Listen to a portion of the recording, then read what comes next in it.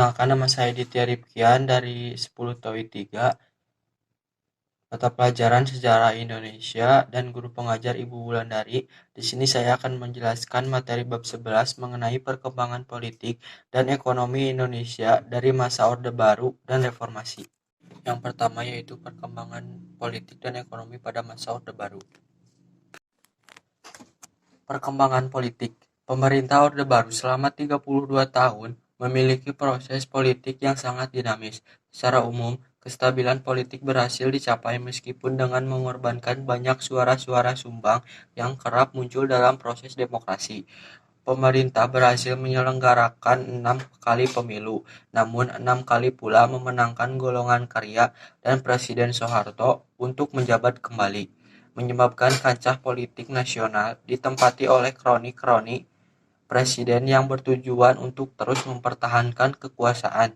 Dapat dikatakan bahwa kekuasaan pemerintah sangat besar, dan tidak ada kekuasaan di luar pemerintah yang mengimbanginya, sebagaimana seharusnya ada dalam sistem demokrasi.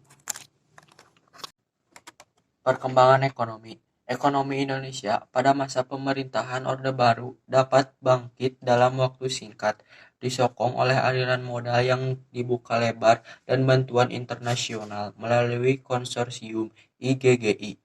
Orde Baru dapat menstabilkan perekonomian, bahkan sebelum tahun 1970, pemerintah melakukan pengawasan ketat, meningkatkan pajak, penghematan dan pembatasan kredit, serta penundaan pembayaran utang luar negeri.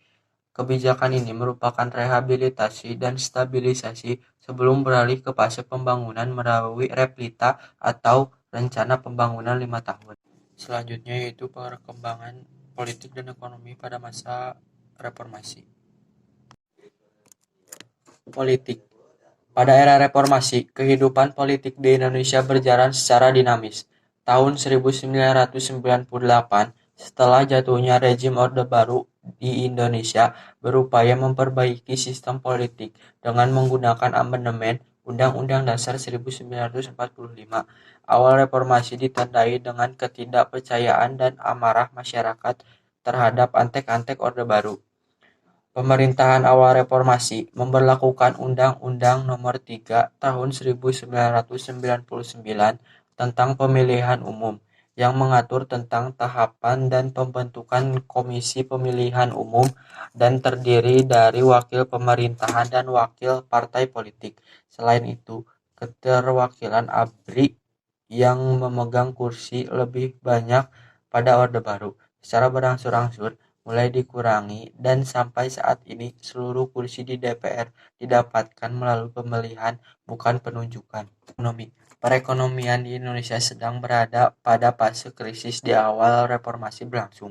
Melambungnya harga kebutuhan pokok karena hiperinflasi dan yang terjadi pada masa pemerintahan Soeharto diperparah dengan ketidakpercayaan masyarakat terhadap pemerintahan dan kolusi nepotisme yang terjadi pada saat Orde Baru.